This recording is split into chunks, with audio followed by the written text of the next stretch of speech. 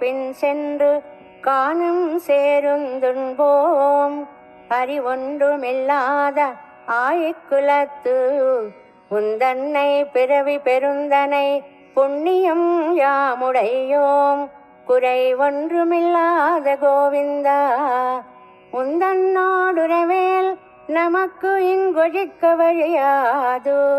அறியாத பிள்ளைகளோம் அம்பினாள் உந்தன்னை சிறு பேரழைத்தனவும் சீரியருளாதே.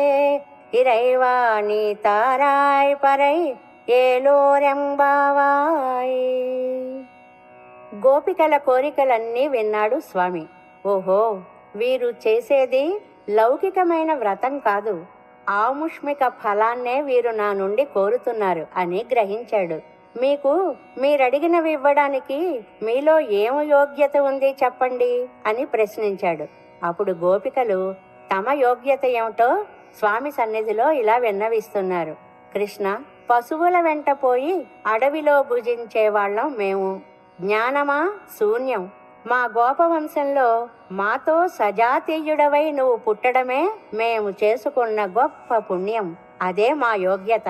మాలో ఎన్ని లోపాలున్నా తీర్చగల స్వామివి నీవే. గోవిందా, నీతో మాకున్న సంబంధం పోగొట్టుకుందామంటే పోయేది కాదయ్యా. లోక మర్యాద తెలియని జ్ఞానహీనులం మేము. అందుకే నిన్ను చిన్న చిన్న పేర్లతో ఇంతవరకు పిలిచాం. కోపం తెచ్చుకోకు. మమ్మల్ని అనుగ్రహించి పరా అనే వాద్యాన్ని మాకు ప్రసాదించు అంటూ గోపికలు శ్రీకృష్ణ పరమాత్మతో తమకున్న సంబంధం యొక్క గొప్పదనాన్ని ఈ పాసురంలో వివరించారు.